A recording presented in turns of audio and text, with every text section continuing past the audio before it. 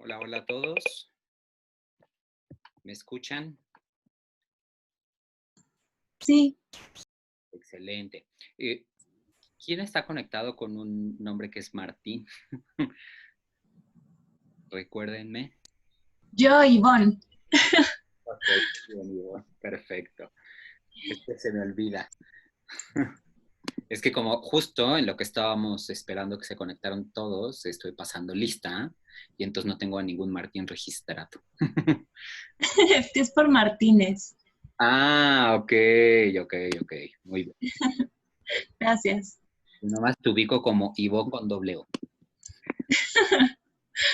Perfecto. Ya están todas y todos conectados, me parece. Bueno, la gran mayoría.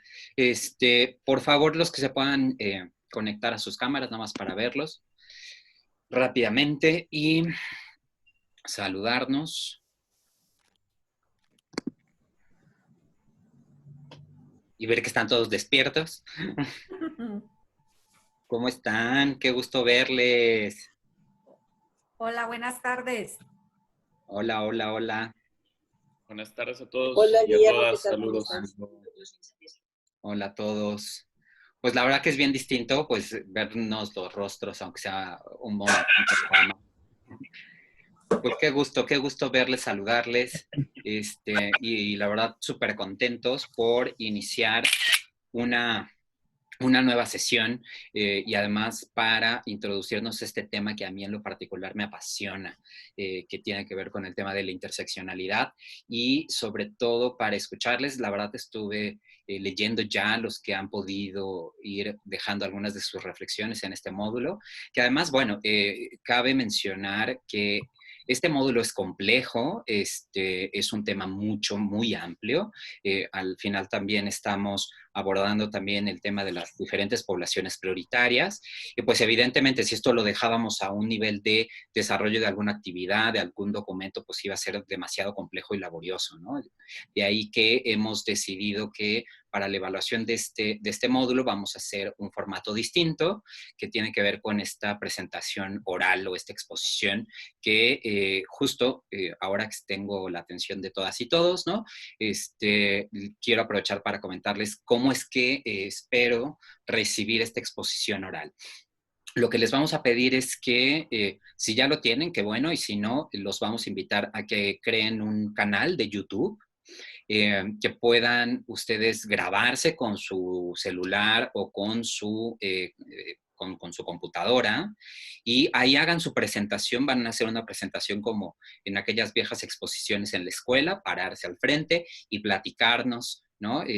Las mayores reflexiones de este módulo con estos cruces que estamos planteando. Digo, evidentemente estamos hablando que venimos trabajando módulo por módulo y si bien algunos de ustedes ya en estas reflexiones dentro de la misma plataforma han podido hacer estos cruces y reflexiones respecto a sus poblaciones de incidencia, pues ahí en la evaluación les vamos a hacer un punteado de las temáticas que tendrán que abordar.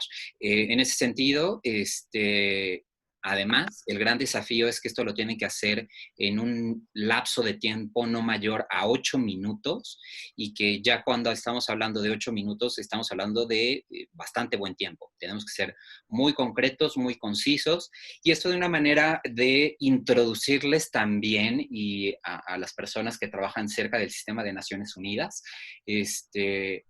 de hecho, déjenme les cuento que teníamos como un módulo previo que tenía que ver con el trabajo de los comités y sobre lo que implica estar, por ejemplo, nosotros desde sociedad civil en esta posibilidad de interlocución con los comités de Naciones Unidas.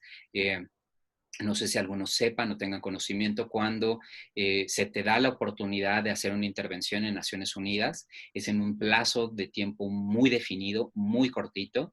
De hecho, a nosotros cuando estuvimos en la evaluación de México ante el Comité de Discapacidad y que estuvo Coamex presente, tuvimos la oportunidad de tener un tiempo privilegiado, pero aún así nos dieron 3 minutos para hacer una exposición sobre nuestras mayores preocupaciones y nuestras mayores temáticas, y si no concluyes en esos 3 minutos, se apaga el micrófono, ¿no? Entonces, esto de poder acotar la presentación a 8 minutos, pues es un desafío, ¿no? Y les pedimos que se ciñan a él, ¿sale? Entonces, justo a partir de mañana va a estar abierto digamos que la sección de evaluación, como ustedes saben, lo hemos estado haciendo así. Y digo, además estoy contento porque además no hemos tenido mayores dificultades, al parecer, ya con la plataforma en esta semana, entonces eso me tranquiliza mucho. Y en realidad lo que van a hacer en la caja de la evaluación, es decir, donde ponen su mensaje, ahí ponernos la liga de su video, ¿sale?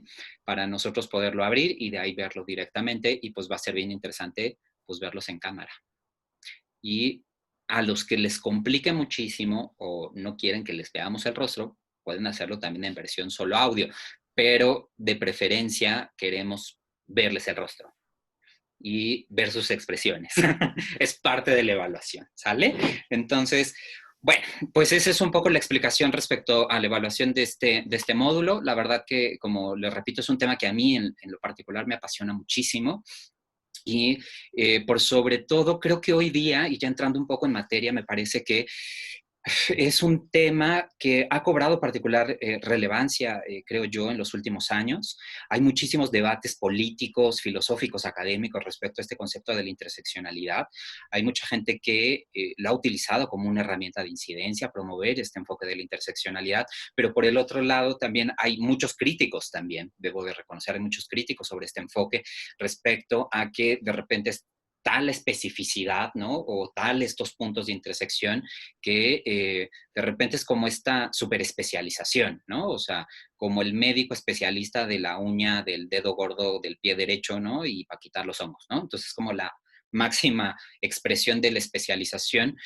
Muchos países incluso están en desacuerdo de generar políticas bajo estos enfoques, ¿no? Porque consideran que es muy difícil generar presupuestos que de alguna otra forma cumplan con las necesidades de estos grupos tan específicos, pero creemos que en términos del debate, este concepto de la interseccionalidad nos ha permitido visibilizar muchísimas condiciones y sobre todo aquellos elementos complejos, ¿no?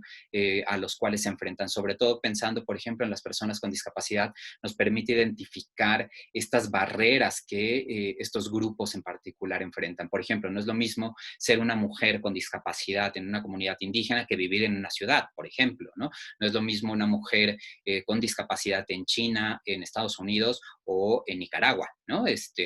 Creemos que este enfoque nos permite, para mí es como un crisol, es como un poco, y los que manejamos el tema de la discapacidad, por ejemplo, lo que es el autismo, ¿no? O sea, es un espectro de la diversidad, que nos permite como una especie de filtro, es como tener la luz blanca y de repente ver cómo se fragmenta en muchísimos colores, y esa me parece que es el gran aporte de este concepto de la interseccionalidad, ¿no?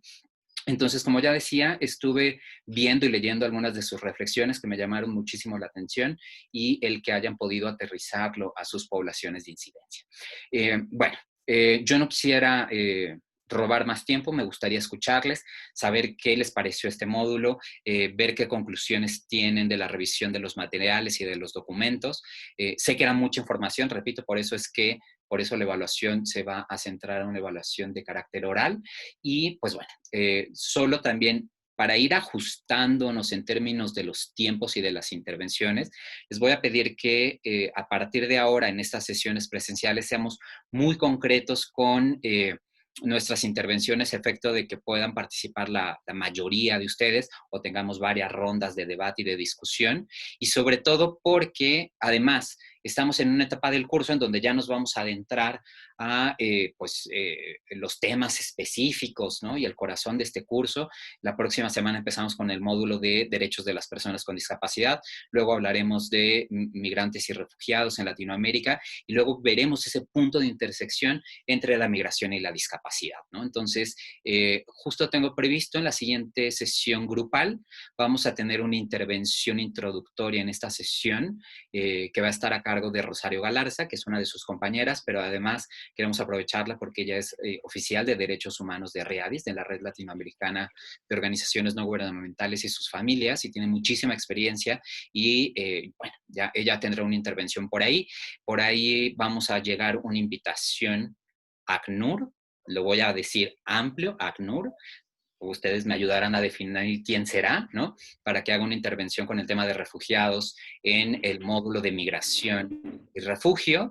Y bueno, pues ya nos iremos introduciendo. Y de hecho también tengo otra invitada especial para ese módulo de migración, que de hecho es la directora general de la Fundación Panamericana para el Desarrollo, que como ustedes saben fue quien hizo posible muchas de las acciones que hizo Cuamex en esta materia, ¿no? Entonces, pues bueno, justo quería darles todos esta información, darles una breve introducción al tema y pues bueno, ahora sí abro los micrófonos para que me cuenten cómo les fue con este módulo y de en qué sentido les enriqueció este concepto de la interseccionalidad y los grupos prioritarios. Adelante, ¿quién quiere empezar? ¿Quién levanta la mano?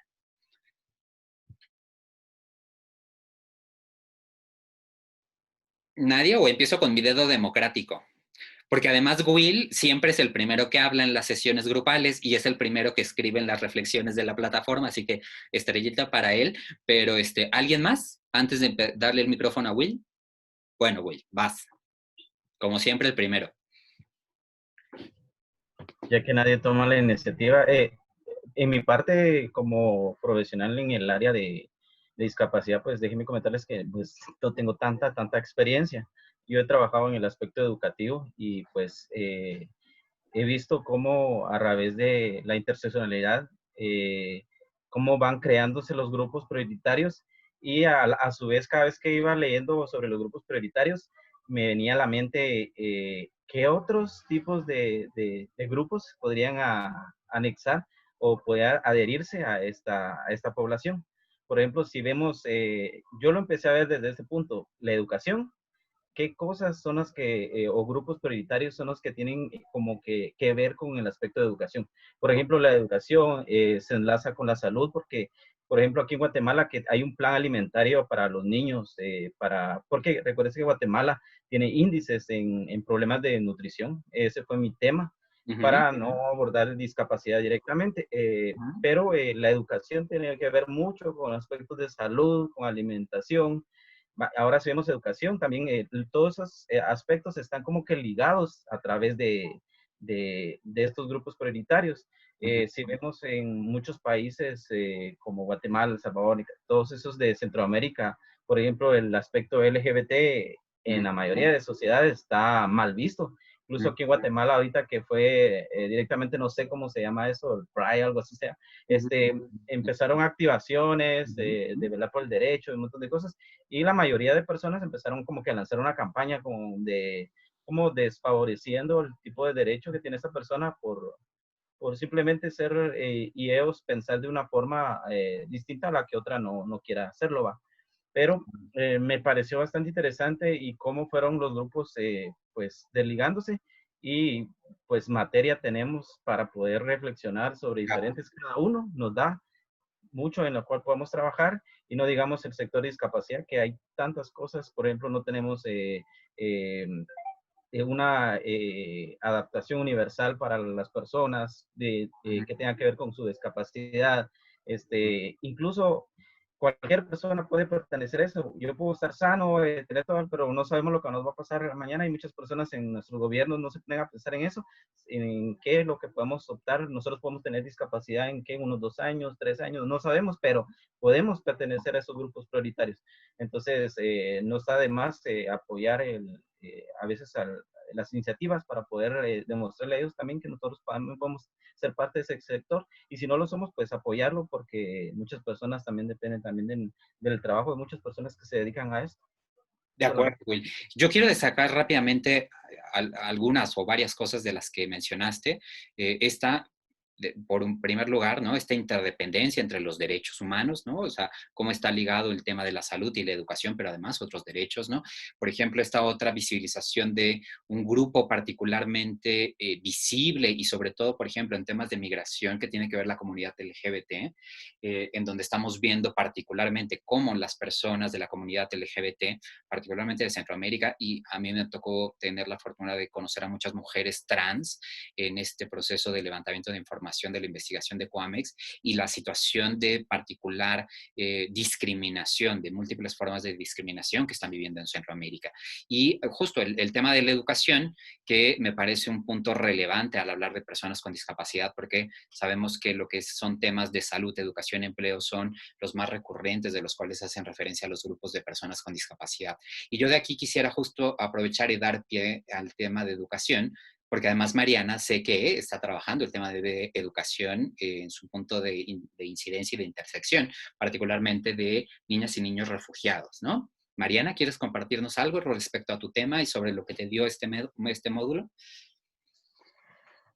Sí, bueno, pues justamente uno de los temas que estoy yo desarrollando o que quiero desarrollar es la inserción de la población, niños, niñas y adolescentes en la educación pública formal. Y bueno, pues la interseccionalidad en este módulo me vino pues muy como anillo al dedo, por así decirlo, como en la explicación de población que ha sido desarraigada y que tiene un impacto desde que salieron de su país de origen, incluso habiendo temas de abandono o de deserción escolar, incluso desde antes de llegar al país de asilo, por la misma persecución y violencia que enfrentan por parte de las pandillas y el reclutamiento forzado. Así es. Luego, pues, el tema de ser extranjeros y de encontrarse en un país distinto. Y bueno, idealmente quisiera yo como retomar mucho este tema dentro de las personas con discapacidad que también entran en el perfil de las personas refugiadas. Justamente a mí uno de los desafíos que encuentro mucho ahorita es con el tema de la educación a distancia, que es una preocupación que también tenemos y que es un condicionante que está afectando más ahorita a todas las variables que ya existían de vulnerabilidades para nuestra población, ¿no? Y entonces, al hablar del acceso a tecnologías y las dificultades para acceder a estas y lo que es pues la educación y el trabajo fuera del aula, ¿no? Y en medios digitales, pues es todavía más complicado para cualquier persona en general y también, pues si no se tienen los programas, los softwares para personas que tengan algún tipo de discapacidad, que les sea más difícil incluso tener otro tipo de interacción que no sea en un aula, pues es un tema que justo ahorita estamos viendo muy desafiante y que la verdad no tenemos una respuesta todavía, ¿no?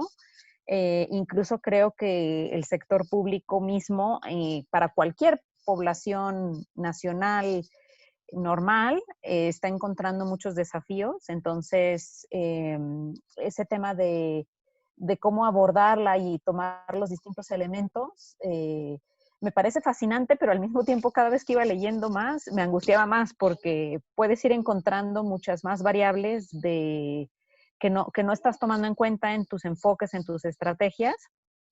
Y bueno, pues que esto significa un mayor trabajo y una mayor comunicación y coordinación con instancias con las que a lo mejor no habíamos trabajado o que incluso vamos a ayudar. A lo mejor también puede ser un valor agregado que haya una agencia como nosotros trabajando esos temas para fortalecer las intervenciones que tenemos, por ejemplo, con la educación pública en México, que quizás ven un valor agregado trabajando con una agencia de Naciones Unidas que puede atraer otros actores u otros donantes, o en fin, no sé, ¿no? Entonces es justo como, la verdad ha sido muy interesante para mí conocer y leer todos estos documentos, y particularmente me llamó la atención leer los documentos de la CEPAL.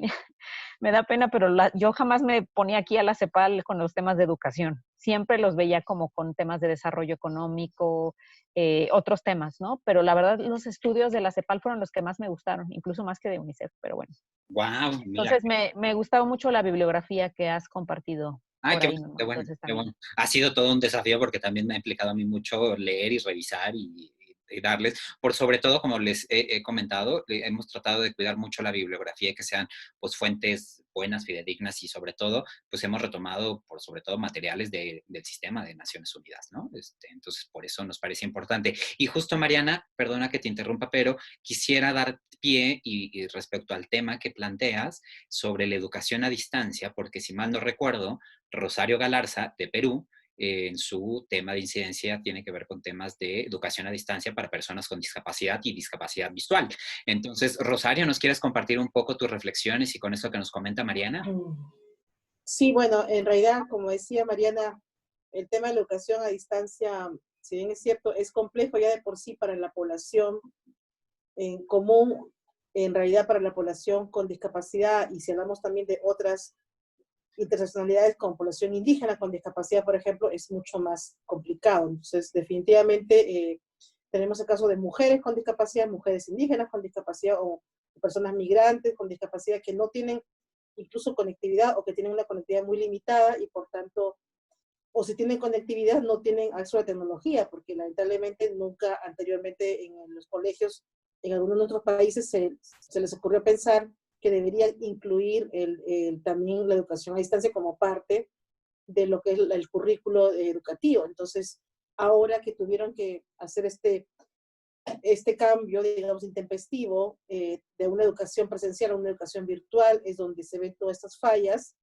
y es donde los gobiernos intentan, bueno, no sé, en otros gobiernos, pero el Perú intenta, por ejemplo, comprar una cantidad de tablets para los chicos, pero al final no sabemos si las tablets las van a usar los chicos o las van a usar los hermanos, porque muchos de eso ni siquiera los chicos saben usar o los padres no saben ni siquiera utilizar la tecnología. Entonces, es muy complicado. Realmente, yo creo que se están poniendo muchos esfuerzos en las plataformas, que es importante que haya plataforma de educación que esté haciendo, en este caso, contenidos accesibles, pero también es importante dónde van a ellos poder ver estos contenidos, ¿no? Si no tienen una computadora, si no tienen un dispositivo móvil, ¿cómo van a acceder? Entonces, las opciones que se están planteando, sobre todo para la parte rural, la parte indígena, es la radio, la televisión, ¿no? Pero lo que se da en radio y televisión, al menos en Perú, es muy poco con relación a lo que se da, por ejemplo, a distancia. Definitivamente son, creo, 1 o 2 veces por semana que sale en televisión, media hora, 40 minutos, y no hay más. En cambio, digamos, la plataforma a distancia sí tiene contenidos bastante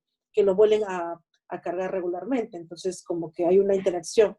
Pero si no hay en este caso, no hay tampoco una forma de poder que el gobierno asuma estas cuestiones interseccionales, ¿no? De que hay población con discapacidad que también puede vivir en una comunidad indígena, o población con discapacidad que puede ser migrante.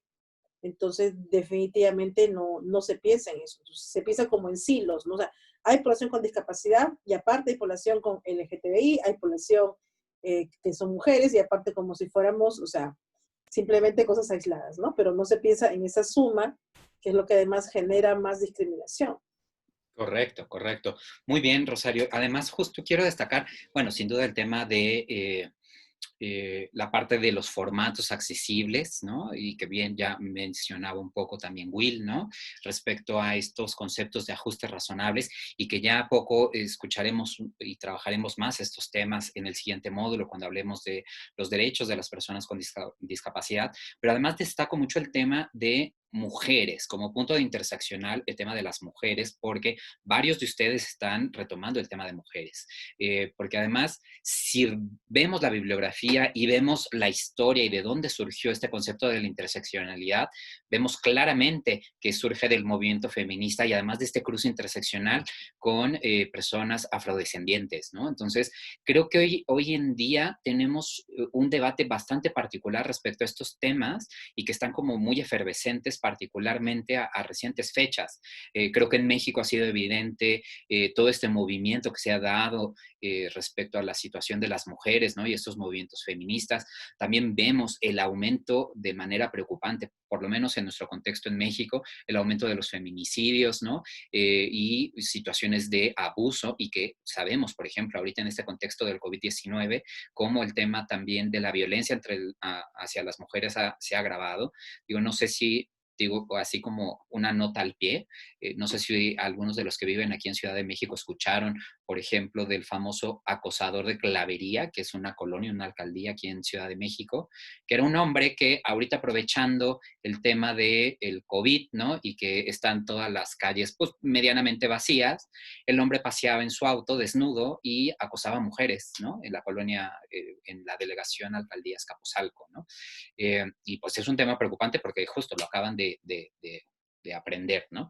Pero digo, solo por citar un ejemplo, ¿no? Y lo que ocurrió hace poco en Estados Unidos y todos los debates respecto a la situación de este señor Floyd, ¿no? Y el tema de la violencia, ¿no? De la misma policía, ¿no? Hacia la población afrodescendiente y todas las movilizaciones que a pesar del COVID-19 y del contexto de confinamiento, pues la gente ha salido a las calles y a debatir y mucha gente, muchos especialistas incluso están comparando estos movimientos con los de el siglo pasado, ¿no? Y estos movimientos por los derechos de las personas afrodescendientes, ¿no? Entonces, es un tema que es preocupante, ¿no? Es sobre todo cómo es que actualmente en nuestra región están cobrando muchísimo sentido estos temas, por ejemplo, de población afrodescendiente y mujeres, ¿no? Por ejemplo, Osvaldo, yo sé que tú estás trabajando el tema de mujeres y mujeres migrantes. ¿Nos quieres compartir algo respecto a estos cruces interseccionales? Sí, gracias Guillermo y bueno, saludo a todos y a todas. Mira, antes nada más de entrar en eso de las mujeres migrantes, a mí se me hace muy interesante cómo, a pesar de los grandes cambios que ha tenido la historia, ¿no? Digo, a mí me gusta mucho la cuestión de la historia y cómo a pesar de, bueno, Revolución Francesa, cambios en constituciones, ¿no? Que cuando, digo, ya lo había dicho aquí en este foro, pero alguna vez cuando la Constitución mexicana la promulgan en 1917, era muy adelantada a su tiempo, ¿no? Y ahorita ya tiene un sinfín de reformas y está totalmente parchada, pero a pesar de que se trataba o se ponía tal cual que había igualdad entre hombres y mujeres, ¿no? Entre todos los habitantes o ciudadanos, pues, de la República Mexicana, siempre ha habido una disparidad, ¿no? Siempre ha habido una disparidad tanto con las personas afrodescendientes, sobre todo, bueno, en México, con la población indígena, se le toma como si fueran ciudadanos de segunda, a pesar de esta progresividad de la Constitución en ese tiempo, ¿no? Y también a las mujeres, cómo se les tomaba como ciudadanas de segunda clase, porque, bueno, hasta 1953 pudieron votar. Esto fue algo que ya dije y a mí se me hace muy interesante. Entonces, estos grupos, ¿no? Las mujeres, los grupos indígenas, la comunidad LGBTIQ, tienen que buscar por sus propias manos y con sus propias luchas el poder establecerse como a la igualdad de los demás, ¿no? O equidad, el ser equitativos con ellos, el que se les tiene una deuda histórica y al final de cuentas, pues ellos mismos, pues, es lo que se me hace muy interesante, ellos mismos y ellas mismas sobre todo tienen que ganarse a pulso el derecho a o el derecho a y aparte que se les deje de discriminar o que se les deje de violentar. Bueno, en mi experiencia aquí en la ciudad de Torreón, Coahuila, fui administrador de la Casa del Migrante y la verdad es que muchas veces cuando hablan de migrantes se refieren nada más a hombres, la mayoría de las veces, ¿no? Piensan que, bueno, los que migran son los hombres porque, pues bueno, son los patriarcas de la familia, ellos tienen que emigrar, etcétera, etcétera. Pero pues también no se ve esta población de mujeres que tiene que emigrar muchas veces en su familia y que la verdad es que no tienen, si los hombres es difícil, imagínense una mujer migrante que migra a través del territorio mexicano, la verdad es que la tiene el doble de difícil y sobre todo porque tiene que migrar con sus hijos, ¿no? Entonces, por eso me interesó mucho el tema, ¿verdad? Y cómo debe de haber más herramientas para su protección, ¿no? Alguna vez también ahí me tocó que iba novio y novia, ¿no? La mujer iba embarazada, entonces llegan a la casa del migrante y pues empieza a violentar a la mujer, entonces tenemos que sacar al hombre, ¿no? Tenemos que sacarlo de las instalaciones porque, pues bueno, no podían estar juntos, ¿verdad? Todo en pro de proteger a la mujer. Entonces, ¿qué hace la mujer? Se queda también sola, necesita un lugar de acogida para que puedan protegerse sus derechos, entre otras muchas cuestiones, ¿no? Bueno, ahí ya podemos solucionar el problema, pero como también hubiera sido bueno tener un protocolo de ayuda, ¿no? Y canalizarlo con las diferentes instituciones de la ciudad, pero bueno, también es migrante, ¿no? No tiene las mismas condiciones, no es ciudadana, necesita un IFE, necesita un INE, ¿no? Que es el carnet de identidad aquí en México. Entonces, por eso me interesó mucho el tema en ese sentido. Excelente, Osvaldo. Pues sí, y además justo, vean cómo justo al momento de empezar a visibilizar las necesidades propias de estos grupos, surgen ya la necesidad, por ejemplo, de generar protocolos y estrategias para su atención específica, ¿no? Sí, sin duda, en el tema, además, migratorio, la participación de las mujeres cada vez es mayor, particularmente invisibilizada, evidentemente muchas veces por temas de seguridad, ¿no? Por ejemplo, me tocó entrevistar a algunas organizaciones que trabajan particularmente con mujeres en las migraciones en Chiapas, en Tapachula, en Comitán, y la verdad es muy interesante el trabajo que realizan y sobre todo por ese riesgo constante de la violencia, ¿no?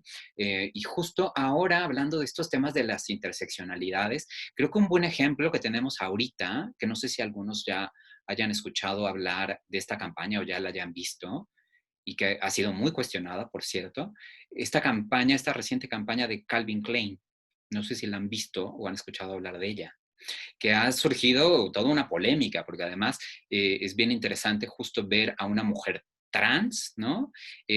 Afroamericana, ¿no? Y entonces como todos los cruces, ¿no? Entonces es muy interesante cómo empezar a visibilizar estas otras poblaciones y que de repente pareciera como el completo rechazo, ¿no? Porque además es una mujer, pues, con algunos kilitos de más, ¿no? No es como el prototipo de la mujer, de portada de revista, ¿no? Entonces es como muy interesante ver estos cruces interseccionales, ¿no? Y sobre todo, reitero, estas poblaciones en particular riesgo de violencia y de discriminación, y hablando, por ejemplo, de la comunidad LGBT y las mujeres trans, ¿no? O sea, por un lado estamos hablando de las mujeres, pero también las mujeres trans que están viviendo una situación particular. Muy bien, y justo quiero retomar el tema también de jóvenes y el tema de la juventud en las migraciones. Me parece muy interesante el respecto a que pareciera que el grueso de la población son hombres y son hombres jóvenes, pero esto qué tanto no tiene que ver con estas políticas basadas en esta ideología de las juventudes, ¿no? De poder dar oportunidades laborales y de integración social en sus comunidades de origen, porque justo muchas de estas poblaciones y de estos jóvenes, pues se ven orillados a migrar. ¿Por qué? Porque la única opción que a veces les queda en la inmediatez es pues ser reclutados por alguna mara, alguna pandilla, ¿no? Entonces es un tema preocupante. Estoy viendo, y lo duro ha sido, es que estoy viendo un mensaje que mandó Mariana, las imágenes de los modelos de los 90. Exacto, exacto. Pues sí, así es, pues digo, sin duda, creo que este tipo de campañas, por ejemplo, y ahorita cabe a colación, porque justo en esta investigación que hacía yo sobre reflexiones académicas sobre el tema de la interseccionalidad, por ahí había un especialista latino, de hecho, en Canadá, que hace mucho cuestionamiento al tema de la interseccionalidad. Por ejemplo, él platicaba que en Canadá algunas universidades han planteado programas de inclusión social a estas poblaciones interseccionales, ¿no? Entonces, por ejemplo, personas que sean afrodescendientes, mujeres y demás, tienen la carta abierta en la universidad para poder cursar pues una carrera, una licenciatura, en fin, sin ningún costo, ¿no? Y vieron que de manera curiosa, aunque justo se abrió esta campaña y se imaginaron que se iba a desbordar las solicitudes, pues creo que llegaron 2 a una universidad, ¿no? Entonces, también por este otro lado, las personas que pertenecen al mismo tiempo a varios grupos prioritarios, de repente tampoco se quieren asociar a ellos para que no se vean discriminados o vulnerados. Entonces es como este concepto de la interseccionalidad al mismo tiempo, por eso es que es tan debatido, pues de repente puede surgir también una arma de doble filo, ¿no? Entonces es como interesante. ¿Quién más quiere compartir? Si no, empiezo de nuevo con mi dedo democrático. Por ahí. Paola, adelante. Ivonne. ¿Ivonne, Paola? No. Ivonne, perdón. Es que como a mí me aparecen las dos juntas, ya no supe quién fue, pero sí es Ivonne. Adelante. Ok. Bueno, pues mi tema es sobre la consolidación de datos, sobre la generación de estadísticas respecto a la problemática de las personas refugiadas, solicitantes de asilo con discapacidad. Yo lo enfoqué mucho en el contexto mexicano y lo apunté mucho hacia la autoridad mexicana que se encarga de velar por esta protección de las personas refugiadas. Y bueno, justo tratando de ajustarlo a esta temática que ahorita el día de hoy estamos tocando, en mi trabajo utilicé un tipo de población en la que se ve inmersas dos características primordiales que son consideradas dentro de los grupos con necesidades de protección específicas, que son las personas refugiadas, que son personas que tienen una protección internacional por motivos diversos, que igual más adelante podremos verlos, y la discapacidad. Pero además, en la parte de mi proyecto, busco el hecho de visibilizar las distintas discapacidades que existen y no solamente verlos como un concepto de discapacidad, ¿no? Solamente enunciarlo como, sí, persona con discapacidad, registro, sino enfocar en qué tipo de discapacidad está la persona identificada para finalmente poderle dar un plan de integración adecuado en la localidad de acogida. Eso sería lo ideal en un panorama de protección y hacia ese punto va mi enfoque. Y en esta lectura justamente pude identificar cómo asociar todos estos elementos en donde en una sola persona pues se intersectan distintas características que van agravando, por decirlo de alguna manera, su vulnerabilidad en nuestro entorno, en nuestro espacio físico. Entonces, me gustó mucho la bibliografía, me gustó verla desde el aspecto social, sociológico, desde cómo se van construyendo estos movimientos. Y algo que me llamó muchísimo la atención es que todos estos enfoques y estos conceptos que ahora manejamos son conceptos que realmente tienen un antecedente de hace muchos años, pero se consolidan hasta apenas hace menos de 10 años, ¿no? Por ejemplo, el concepto de interseccionalidad, que es de 2011. Entonces, realmente, viéndolo de una manera objetiva, estamos muy en pañales, ¿no? Porque es el poder deconstruir las ideas que teníamos sobre ciertas cosas para poder construir sobre estos nuevos cimientos, estos nuevos conceptos más inclusivos y muy enriquecedores, sobre todo en este objetivo que es poner a la persona en el centro de todo, ¿no? Y el hecho de desmenuzar qué debemos entender por persona, porque generalmente creo que el hecho de decir persona como tal, así frío, puede implicar identificar algo como un ser abstracto en una sola masa, ¿no? Y realmente el concepto de interseccionalidad nos hace como poner los pies sobre la tierra y ver, no es esta masa unida, homogénea, que es persona, sino son varias características que van formando este concepto de persona. Y con base en estas características de cada individua, es que tenemos que construir planes y programas, diseñarlos de manera que al final todas las personas puedan ser consideradas y así alcanzar el ideal de igualdad, ¿no? Entonces, estoy muy emocionada, me gustó muchísimo el tema.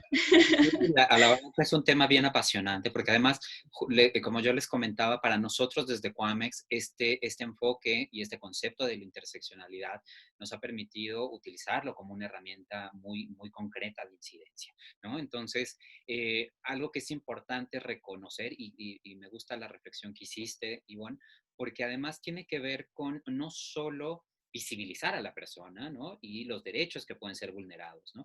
Algo que es como importante que a partir de ahí es que nosotros empezamos a rascar y a empaparnos del tema de la interseccionalidad, porque justo muchos de los comités de Naciones Unidas, ¿no? Que hacen pues, seguimiento a la implementación de estos tratados o convenciones, uno de los conceptos en los cuales coinciden, por ejemplo, el comité de CEDAW, el comité de discapacidad, en fin, tiene que ver con diferenciar las formas de múltiple discriminación, el concepto de múltiple discriminación y el concepto de la discriminación interseccional. Y muchos de estos comités han dado recomendaciones puntuales a los países ¿no?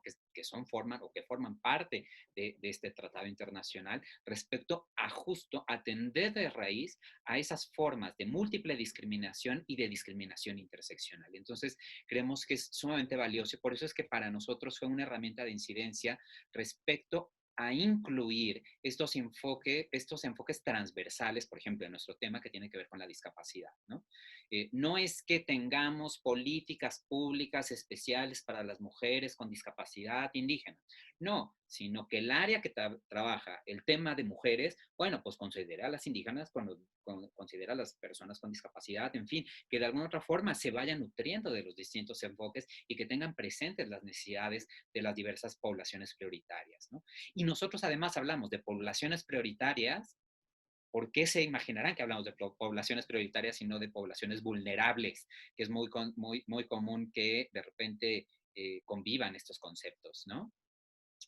Por eso es que hemos cambiado ahora a hablar de poblaciones prioritarias. Paola, creo que quieres hablar. Adelante. Sí, a mí fíjate que ese tema me llama mucho la atención porque justamente en política pública y en muchas leyes y reglamentos y reglas de operación de programas que van dirigidos a estos grupos, hablan de personas vulnerables o grupos vulnerables, ¿no? Y se toma como un término común cuando en realidad cuando tú reconoces a un grupo vulnerable, ya le estás poniendo el adjetivo como por default, ¿no? Entonces es no reconocer que esas personas o que esos grupos tienen como la posibilidad o las herramientas de desarrollar habilidades de empoderamiento, ¿no? De poder salir como de esa problemática. Y otra cosa a mí que me llama muchísimo la atención y que creo que también es un aporte de la teoría feminista, es esta parte de la subjetividad. Muchas veces quienes trabajamos el tema con estos grupos en condición de vulnerabilidad o estas personas en condición de vulnerabilidad, lo vemos como un objeto de investigación o de intervención como lejano, ¿no? Y hay una frase que Grimaldo, tú sabes, dice mucho, que dice, tú traes la discapacidad en el bolsillo, ¿no? Y no sabes en qué momento vas a tener una discapacidad permanente o una discapacidad temporal. Entonces, el no ser empático o el ver a esos grupos desde el escritorio es muy complicado que te permita una incidencia adecuada, ¿no? Incluso lo comentaba también yo en las reflexiones que hacía. ¿Qué tanto es válido, por ejemplo, que una persona que no tiene discapacidad lidere un proyecto a favor de las personas con discapacidad? ¿O qué tanto es válido que una persona heterosexual lidere un proyecto que hable sobre diversidad sexual? Y entonces, otra vez, estos estereotipos y esta discriminación se vuelve a juntar, ¿no? Yo lo que sugiero es, bueno, a lo mejor yo no enfrento la discapacidad de una o de otra manera, pero sí me puedo asesorar de estas organizaciones. O sea, yo creo que también la interseccionalidad te lleva a un trabajo multidisciplinario y de otros actores. No lo imagino de otra manera. O sea, manejarlo desde el enfoque de una sola institución o desde un solo programa, desde una sola persona, me parece que la incidencia no sería la adecuada, ¿no? Entonces, por ahí va. Muy bien, Paula, muy bien, muy buena tu reflexión, excelente. Nada más quiero hacer una pequeña pausa porque además vi que estaba conectada desde hace rato y ahora la veo y me emociona mucho ver a Constanza que está del otro lado del charco y que se está desvelando un poco para estar en esta sesión grupal. Pues bienvenida, Constanza, qué gusto verte. Muchas gracias, Guillermo. Bueno, aprovechando que ya aprendiste el micrófono, ¿quieres hacer alguna intervención con lo que haces con Bueno, tus compañeros? sí, además es que estoy súper despierta porque el tema me apasiona un montón. Qué bueno, me encanta.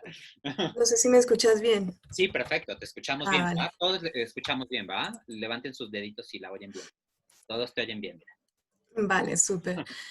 Nada, yo quería compartir algo muy, muy cortito, o sea, es como el concepto de interseccionalidad al final es súper complejo y súper amplio, ¿no? Y yo estaba hablando con mi padre tratando de explicarle un poco el tema y al final me quedé pensando como es súper sencillo porque él es matemático, entonces dije, bueno, pues la interseccionalidad realmente es en la teoría de conjuntos, la intersección, ¿no? La unión de los dos pues, circulitos. Les mandé la foto ahí para que se acuerden de nuestras mates de tercer grado, creo que era. Entonces, claro, cuando le empiezo a decir en teoría de conjuntos, donde se unen los dos círculos y tal, me dice, ah, vale, ¿y por qué le han cambiado el término? Y yo, claro, es cierto, lo hemos captado del inglés, ¿no? Entonces, nada, me quedé pensando en lo complejo que es, pero realmente es eso, ¿no? Ahí donde se juntan esos dos círculos es donde se van incrementando esas vulnerabilidades, esas opresiones, ¿no? Y al final, pensando desde el inicio, donde empieza el término de la interseccionalidad, con la teoría feminista negra, que fue en los años 60, ¿no? Que empiezan a ver, bueno, pues yo soy mujer, pero aparte soy negra. Entonces, empiezan a ver dónde sigue esa marginalización, ¿se dice? Sí, ¿no? Ya he perdido un poco el hilo. Bueno, y en los 90, cuando llega Crenshaw, que es la que define finalmente el término, dice, vale, pero es que al final no solamente es la raza, ni la clase social, ni el género, sino es que yo no me veo reflejada en las teorías feministas, no me veo reflejada en las teorías antirracistas. Hay como un como arcoíris, ¿no? De posibilidades que yo caigo en medio de ellas, ¿no? Entonces ahí es donde se ve esa amplitud de vulnerabilidad y pensando también en la parte de la interseccionalidad con la migración. Yo no sé si ustedes conocen el término aporofobia, que, bueno, es ¿Lo ha escuchado? Creemos que no. A ver, adelante, cuéntanos. sí, que es el miedo a la pobreza, a las personas pobres, ¿no? Entonces, una vez un profesor nos decía, realmente no es un tema de que las personas con migrantes tienen más vulnerabilidades o menos derechos, sino que es dependiendo de ese arco iris que decía yo antes, ¿no? De vulnerabilidades que tienen o más, menos o más vulnerabilidades de derechos. O sea, al final, un migrante, por ejemplo, aquí en España, ¿no? Un migrante que viene y tiene dinero y se compra una casa de $500,000, inmediatamente le dan el permiso de residencia. Pero una persona que viene pues en patera o viene a trabajar o a estudiar, pues no es así, ¿no? Y se enfrenta a diferentes barreras mucho más complicadas para acceder a esos derechos fundamentales que cualquier migrante tendría que tener, ¿no? Entonces, pues de ahí eso, ¿no? El término de aporofobia. Finalmente los migrantes tienen diferentes vulnerabilidades dependiendo de no solamente lo que decía antes, ¿no? La raza, la clase social, la etnia, sino que es una cantidad de factores que se unen y que al final pues determinan ese grado de prioridad que se les tendría que dar. Eso era lo que quería compartir. Excelente, Constanza, pues muy buena tu intervención y me parece que justo, creo que lo resumes muy bien y esto que compartías con tu papá respecto a pues esta teoría de conjuntos. De hecho, por ahí creo que tengo una presentación que alguna vez hice en alguna conferencia respecto al tema de la interseccionalidad, te ocupaba esto de los circulitos, ¿no? Como esta teoría de conjuntos y estos puntos de encuentro, esos circulitos, ¿no? También otra manera en que lo he explicado mucho y lo he explicado, por ejemplo, con niñas y niños, es jugando con estas muñecas rusas, ¿las han visto? ¿No? O digo yo, como ir pelando la cebolla, ¿no? Entonces vas sacando una muñequita, ¿no? Y cada una tiene una etiqueta y una situación particular, ¿no? Y hasta que no vamos como hasta el fondo, ¿no? Entonces creo que es como una manera muy gráfica y una metáfora, ¿no? De cómo hacerlo. Me parece que Anabel, o Ana Isabel, como también es su nombre verdadero, pero le decimos Anabel, tenía la mano levantada. Anabel, por favor. Sí, gracias. Sí, Anabel o Ana Isabel. Gracias, Guillermo. Buenas tardes, colegas. Bueno, también este es un tema que realmente es fascinante y pues tiene mucha tela de dónde cortar y encontré las lecturas muy de mucha ayuda y pues muy en relación a lo que me toca estar viendo todos los días. Y también quería compartirles algo porque justo tuve una maravillosa casualidad el día de hoy porque tuvimos una charla con colegas de República Dominicana sobre el tema de discriminación e interseccionalidad. Entonces, nos estuvieron platicando precisamente de los estudios afroamericanos y pues lo que se ha avanzado en el tema de mujeres en el Caribe. Entonces, estaban hablando precisamente lo que ha sido pues la opresión colonial, o sea que también como surgió un tema pues de reconocimiento a la mujer afroamericana, pero pues también va muy ligado aquí en Latinoamérica al concepto de colonialismo y de la opresión que se ha ido viviendo. Y también algo que han comentado, que no solo se trata de cuestiones colectivas necesariamente y de que se encasilla a alguien o un grupo en un cierto perfil, sino que también vienen las características individuales. Entonces, que también eso hay que tomar en cuenta. Y pues también me ha encantado escuchar todas las participaciones de colegas. Por ejemplo, algo que decía Paola, de que es muy importante que pues incluyamos a las personas, que sea esto un trabajo interinstitucional, pero pues también de la propia población que está relacionada con el tema.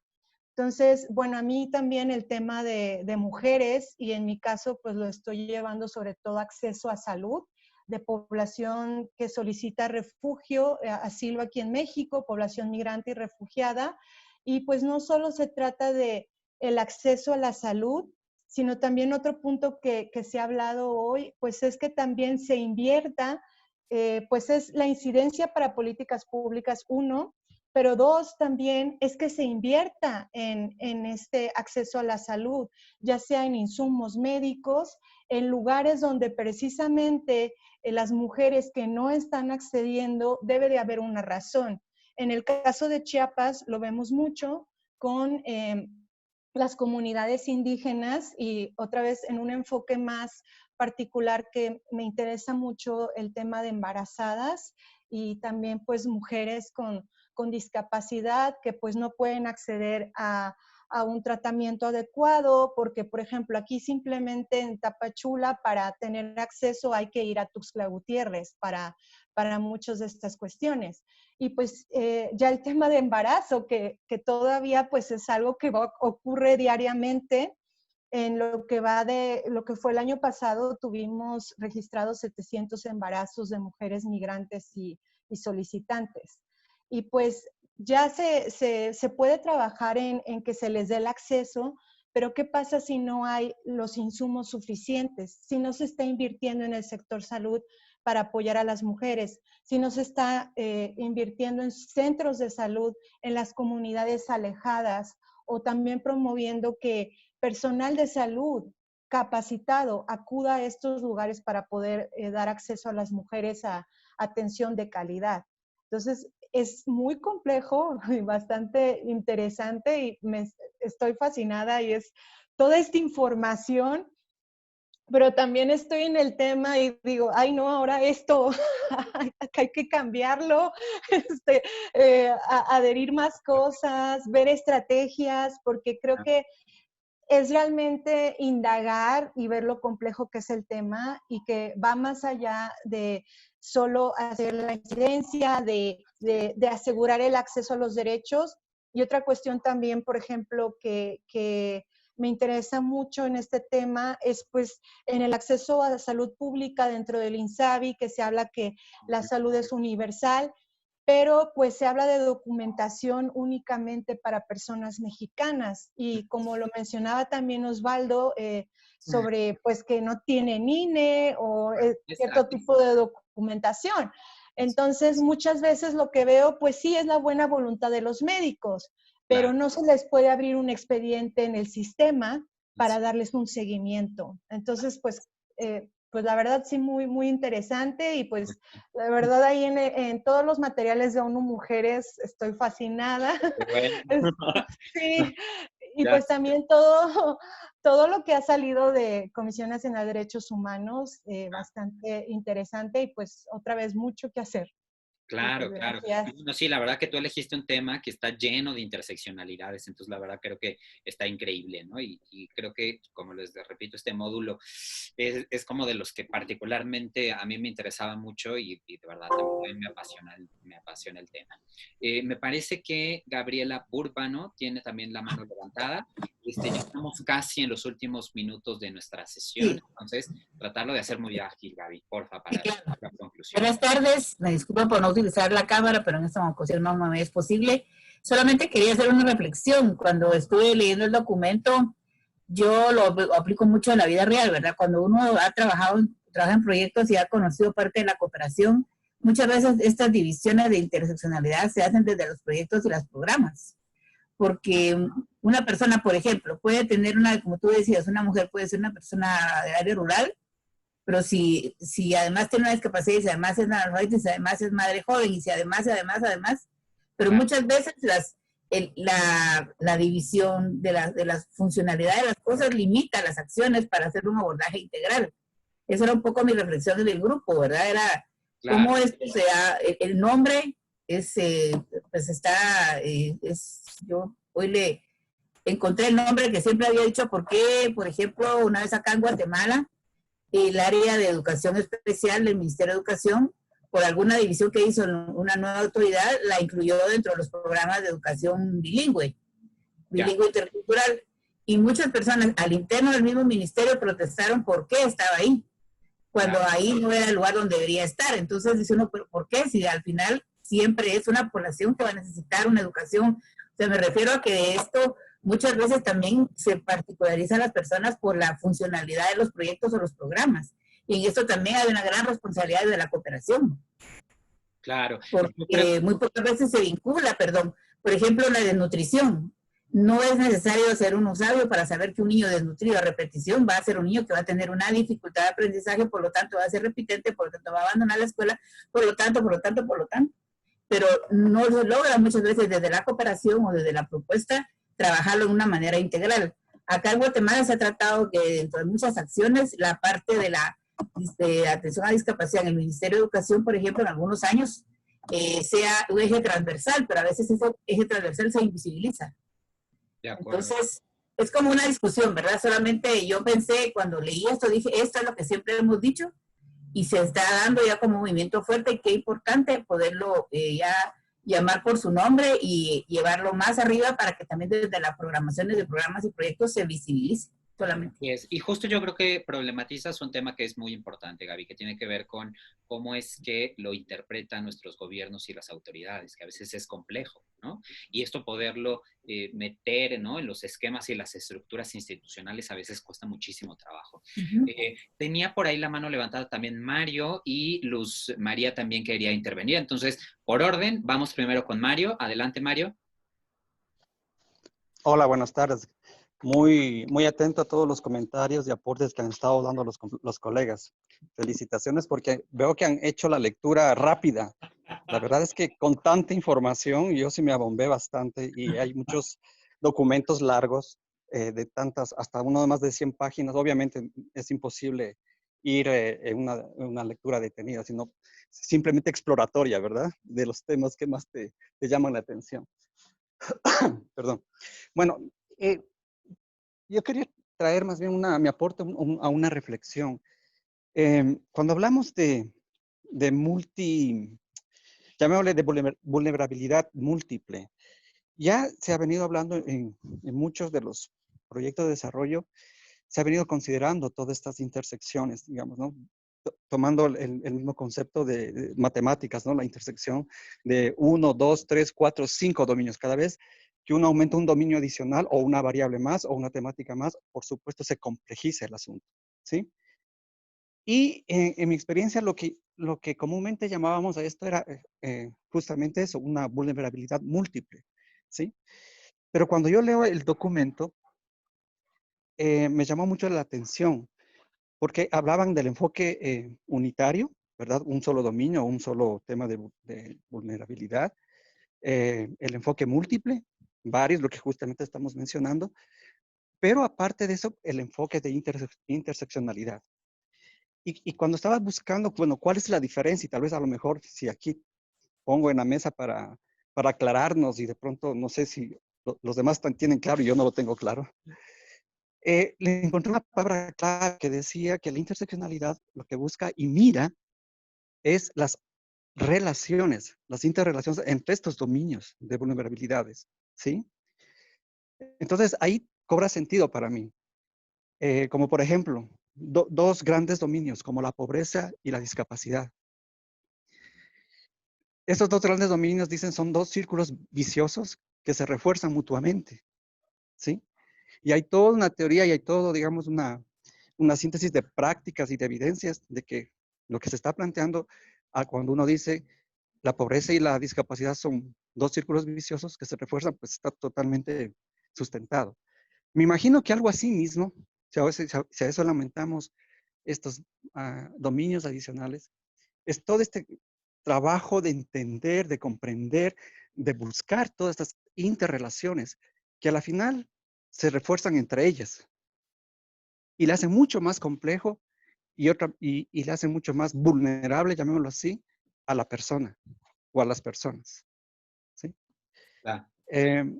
Entonces, bueno, ese es mi aporte. No sé si es que No, está muy estoy bien. fuera de enfoque No, o no. algo ahí. No, al contrario, justo de repente a lo mejor este concepto o este enfoque de la interseccionalidad es algo complejo y irnos apropiando de él, ¿no? Lleva su tiempo. De hecho, quiero aprovechar para comentar que Constanza nos compartió en el chat un esquemita sobre justo este tema de la teoría de conjuntos. Yo creo que ahí está el tema. Pareciera tan complejo, pero cuando lo vemos como desde esta mirada de la matemática y de la lógica, ¿no? No es lo mismo estar en el círculo de la discapacidad o en el círculo de la pobreza, sino más bien qué pasa con esa población que está en ese punto de intersección media, ¿no? En donde la complejidad y las barreras que enfrenta son mayores, ¿no? Entonces, sí, evidentemente este concepto de la interseccionalidad nos da para seguir en el debate y creo que ya veo otras manos por ahí levantadas y pues también para darles pie, porque ya estamos casi cerrando, chicos. Así que vamos con Luz Mari y luego con Constanza y ya con eso cerramos para ir al momento de las conclusiones, porque yo sabía que este tema en particular iba a dar para mucho, pero bueno, vamos contigo, Luzma. Sí, muchas gracias. Buenas tardes. Bueno, me gustó mucho las lecturas, quería así como deleitarlas, disfrutarlas. De hecho, lo hice, pero pues sí, era muchísimo material. El tema de interseccionalidad, a mí en lo particular no me quedaba muy claro. Yo decía, como ¿qué se come esto, no? Pero a medida que iba leyendo, fueron aclarando muchísimas dudas. Y una de las cosas que yo, al estar leyendo cada uno de los grupos prioritarios, las características de estos grupos, encontré similitudes en cada uno de estos grupos, que es la marginación, la exclusión, la discriminación y la xenofobia en cada uno de estos grupos. Mi tema en particular es niños, niñas y adolescentes migrantes, niños, niñas y adolescentes no acompañados, migrantes y con discapacidad. Entonces, pues ahí también hay una interseccionalidad en esta población. Y recuerdo que los primeros niños que llegaron aquí a Torreón, no acompañados, fue la verdad que muy frustrante porque no se quería hacer cargo el DIF porque no le correspondía, pero tampoco la PRONIF, pero tampoco a migración, y entonces las criaturas pues ahí andaban. Luego fueron y los depositaron a un albergue de aquí de la región, un albergue para niños con otras características. Entonces, finalmente se lavó a cada institución las manos y no revisaron el interés superior del niño y de la niña y fueron deportados otra vez a Honduras.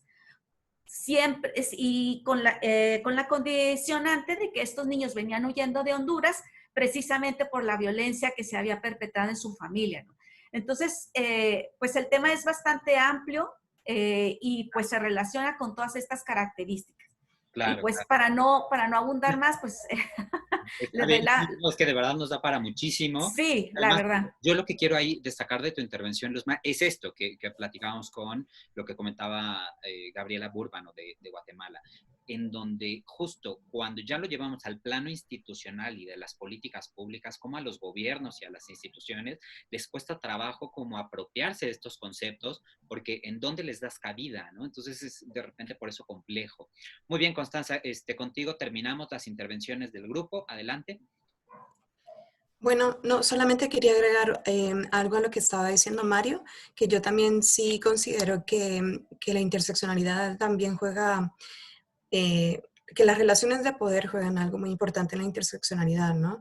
Al final, tienen que ver la discriminación y la opresión sistemática, pero también de un contexto específico, ¿no?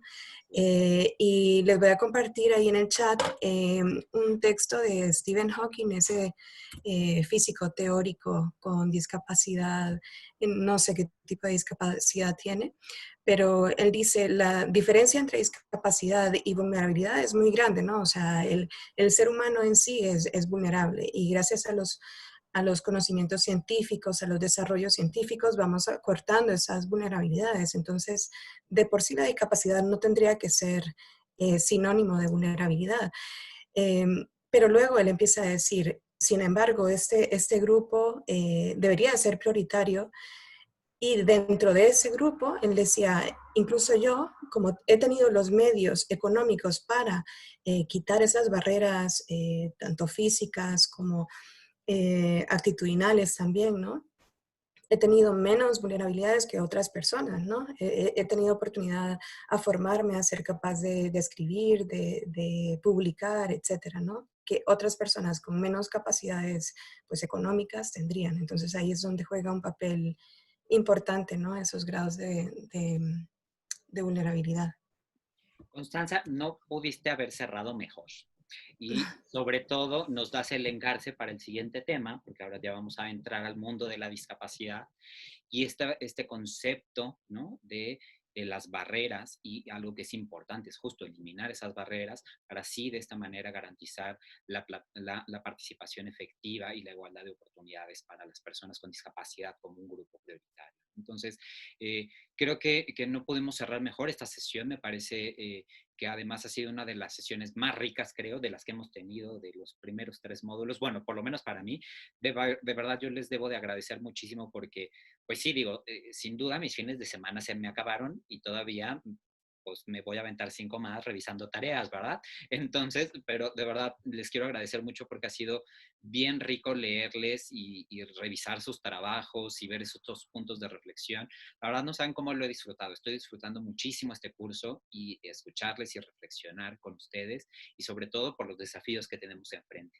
Y además que con este módulo, pues ya abrimos la puerta para ir adentrándonos a este universo de punto de intersección entre el mundo de la discapacidad y la migración. Entonces, de verdad, no me resta más que agradecerles. Por ahí creo que ya nos compartió Constanza el documento de Stephen Hawking. Muchísimas gracias, Constanza. Les invito a que lo descarguen y de todas formas, yo igual lo descargo ahora y también se los comparto en el próximo correo. Y pues bueno, no queda más que agradecerles. Si quieren, por favor, los que no lo han hecho y quien puedan hacerlo, prender su cámara por un par de minutos ya para el cierre, para despedirnos, para verles, como digo yo, para tomar la foto grupal. Y pues bueno, chicos, pues de verdad muchísimas gracias, muchísimas gracias. Ha sido una sesión sumamente interesante. Me ha encantado verles y escucharles y sobre todo, pues bueno, con este desafío de su presentación oral que tienen que enviar como tarea. Yo espero que no les lleve demasiado tiempo. Son 8 minutos. Evidentemente, a lo mejor les va a implicar un poco de esfuerzo planear esos 8 minutos, ¿no? Pero ya una vez frente a la computadora o al celular, supongo que va a salir muy, muy rápido y entonces los volveré a ver pronto en la pantalla, ¿no? Entonces, muchísimas gracias, sigo a sus órdenes y nos estamos viendo la próxima semana, el próximo jueves, ahora que vamos a hablar del modelo de derechos humanos y el modelo social de las personas con discapacidad, en donde además escucharemos particularmente a Rosario, que la verdad tiene una gran experiencia de trabajo en esto y pues bueno, pues nada, solo darles un fuerte abrazo, mandarles un fuerte abrazo y nos vemos el próximo jueves y mucha suerte en el próximo módulo. ¿Sale? Cuídense mucho. Les mando un abrazo. Bye. Hasta luego. Gracias. Bye. Bye. Bye. Muchas gracias. Ustedes, cuídense mucho. Diviértanse el fin de semana, los que puedan. Yo voy a estar trabajando. Bye.